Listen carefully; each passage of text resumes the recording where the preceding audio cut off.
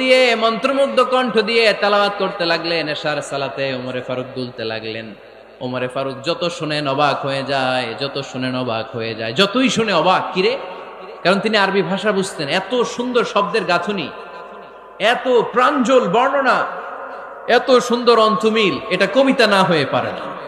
উনি মনে মনে ভাবলেন এটা মনে হয় কবিতা। It might be poem, it could be poem. Muhammad মনে হয় কবি হয়ে গেছে, তার কাব্য প্রতিভা দিয়ে সে এটা বানিয়েছে। তা না হলে এত সুন্দর কথা এটা কবিতা না হয়ে পারে। ইন দ্য মিন টাইম বিশ্বনবী কিন্তু দেখতেছে না যে পেছনে ওমর। বিশ্বনবী তেলাওয়াত করছিলেন। ইন দ্য মিন টাইম বিশ্বনবী পড়ছিলেন ওমা হুয়া বিকাউলি শাইরিন কলিলাম মা তুমিনুন। এই আয়াতের অর্থ হলো এটা কোনো কবির কথা নয়, খুব অল্প সংখ্যক লোকই তোমরা ঈমান আনো। সুবহানাল্লাহ পড়েন। এটাকে বলে কোইন্সিডেন্ট। কোইন্সিডেন্ট, হুট করে অনেক সময় মিলে যায়। যায় কি যায় না? আপনি একজনের কথা ভাবতেছেন, বাজারে গেলেন, বাজারে যেই দেখেন ওই লোকটা দাঁড়ায় আছে, এরকম হয় কি হয় না? কোইন্সিডেন্ট। ওমরে ফারুক মনে মনে যেটা ভাবতেছে ওই কথা দিয়ে বিশ্বনবী তেলাওয়াত করতেছে। আল্লাহু আকবার।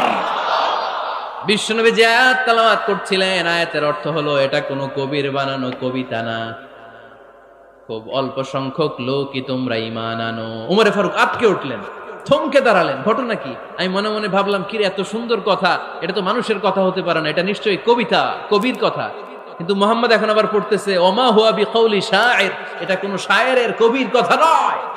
কলিলাম মা তুমিনুন, অল্পই তোমরা ঈমান আনো। তার মানে আমার মনে যা চলে মুহাম্মদ এটা টের পায়। মুহাম্মদ গণক।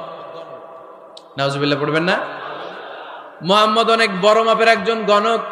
মানুষের হৃদয়ে কি চলে, মনে মনে কি ভাবে, মুহাম্মদ না দেখেও বলে দিতে পারে। ইন দা মিন টাইম বিশ্বনবী পরের আয়াতে পড়লেন ওয়ালা বিকাউলি কাহিনিন কলিলাম মা তাযাক্কারুন। এই আয়াতের অর্থ হলো এটা কোনো গণকের বানানো গণনা নয়, খুব অল্প সংখ্যক লোকই তোমরা উপদেশ হিসেবে এটাকে মানো।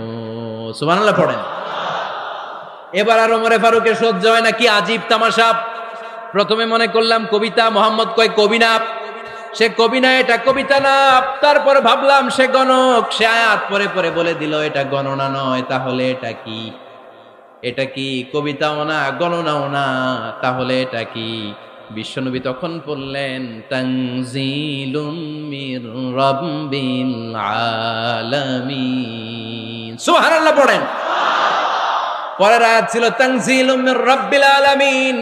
এটা দুনিয়ার কোনো কবির বানানো কবিতা না, এটা কোনো গণকের গণনা না, এটা কোনো সাহিত্যিকের বানানো সাহিত্য না।